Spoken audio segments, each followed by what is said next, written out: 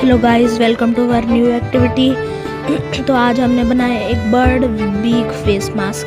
तो ये बहुत इजी है, आप इसको घर पे भी बना सकते हैं। इसके बनाने के लिए आपको जो आइटम्स चाहिए वो मैं आपको बताता हूँ। इसको बनाने के लिए चाहिए आपको 1 A4 साइज शीट, वो आप अपने कोई भी फेवरेट कलर की ले सकते हैं, और एक मास्क कोई सा भी, और उसकी जो थ्रेड होती है जिनको हम अपने कान में फंसाते हैं उनको आपको निकाल लेना है। उसके बाद आपको 2 येलो शीट्स को हाफ में फोल्ड करके कट करना है। उसके बाद उनको कट करके फोल्ड करके उनकी जो बैक वाली साइड है उस पर टेप लगा के पेस्ट कर देना है। उसके बाद आपको इस तरीके से, जैसा मैं आपको दिखा रहा हूँ, आपको एक थ्रेड अपने कान में बांध रहे हैं, अभी देखेंगे, फिर दूसरा थ्रेड भी अपने कान में बांधना है,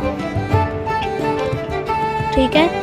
उसके बाद आपको जो ऊपर वाला पेपर है उसको अपनी नाक के ऊपर लगाना है, नीचे वाला फेस के नीचे, और ये रेडी है आपका बर्ड बीक फेस मास्क।